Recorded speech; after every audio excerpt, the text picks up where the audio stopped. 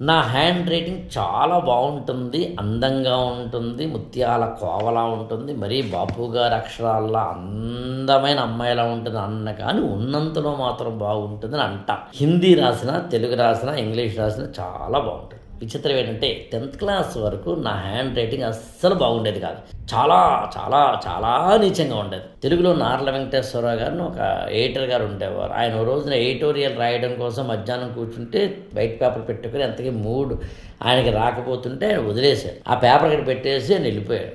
ఒక అరగంట గంట తర్వాత ఆ టైప్ చేసి అతన్ని పిలిచి, ఏరే ఇవాళ నాకు అసలు మూడ్ రావట్లేదురా, ఏం రాయాలో తెలియట్లేదురా అంటే, అదేంటి సార్ మీరు రాయడం అయిపోయింది, నేనేమో టైప్ చేయడం అయిపోయింది, ప్రింటింగ్ కూడా ఇవ్వడం అయిపోయిందంటే, ఒరే నువ్వెప్పుడు ఇచ్చావురా, నేను రాయలేదు కదరా, ఏంటి ఆ పేపర్ తీసుకురారంటే పేపర్ తీసుకొచ్చాడు. యాక్చువల్గా అంటే ఇందాకన ఈయన రాయడానికి ఏర్పరచుకున్న ఆ పేపర్ని అక్కడ పెట్టి వెళ్ళిపోతే గాలికి అది ఎగిరిపోతే కోళ్ళు దాని మీద టిక్ అంటే ఆ కోళ్ళు కక్కరించినప్పుడు వచ్చిన ప్రింటింగ్ ఎమిష్ ఏవైతే ఉంటాయో అదే ఈ ఎవరైతే ప్రింటర్ ఉంటాడో టైప్ చేసే అతను అది తీసుకుని ఇదేనేమో ఆయన రాశారనుకుని చేసేసాడట. ఇది జోకే, కానీ కోళ్ళు కక్కరించినట్టుగా హ్యాండ్ రైటింగ్ ఉండేదని తాత్పర్యం.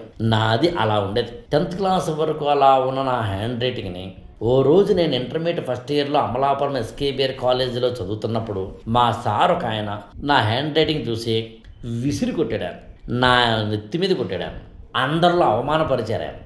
నిజాన్ని నాకు ఆ రోజు ఆయన తిట్టినందుకు, విసిరి కొట్టినందుకు, అవమానపరిచినందుకు మాత్రం బాధ కలగల. కానీ ఫస్ట్ రోలో కూర్చొని ఒక అందమైన అమ్మాయి కిసుక్కు నవ్వినందుకు మాత్రం నాకు కోపం వచ్చింది. అది చాలా అగ్రెసివ్గా తీసుకుని నేను గుండెకి తీసుకుని ఈగో హర్ట్ అయ్యి నేనేం చేశానంటే హ్యాండ్ రైటింగ్ ఇంప్రూవ్ చేసుకోవాలని డిసైడ్ అయ్యా.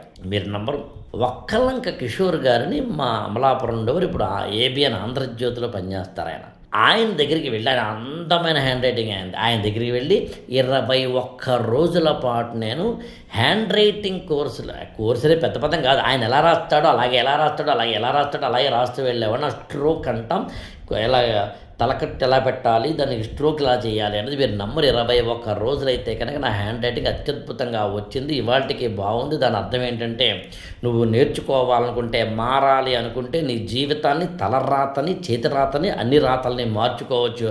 నేను మార్చుకోని చెప్పి కండిషన్స్ అప్లై అని పెట్టుకుంటే బతుకు బస్టాండ్ అవ్వడం తప్ప పెద్దగా చేసేది ఏమీ లేదు.